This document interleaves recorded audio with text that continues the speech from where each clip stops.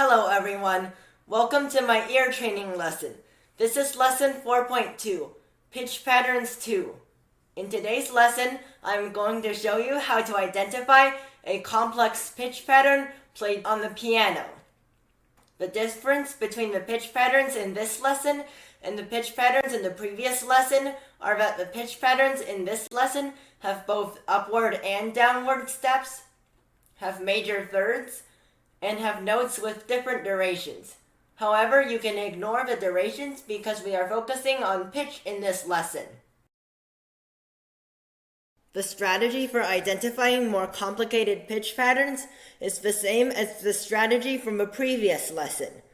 In addition to what we learned in the previous lesson, you should know the sound of a major third, which is equivalent to 2 whole steps. Here is what a major third sounds like. Practice is the most important part of ear training.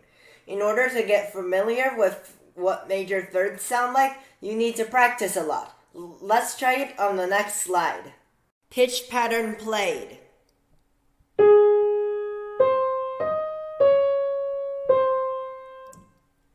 A. This is because there is a major third between the first 2 notes.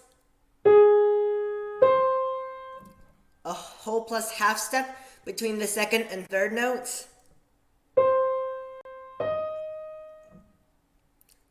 A whole step between the third and fourth notes.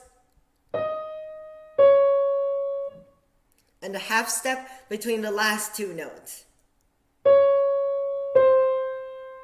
Pitch pattern played.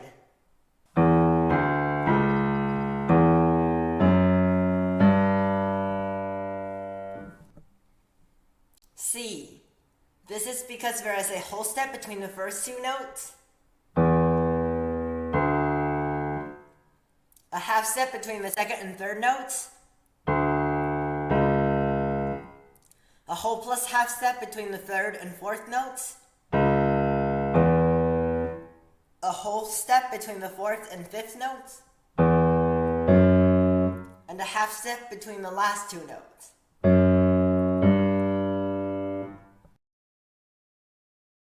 Conclusion.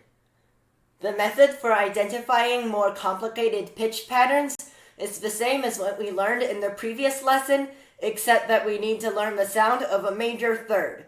For more practice, please download my music theory app. In the next lesson, we are going to talk about how to identify scales. See you next time!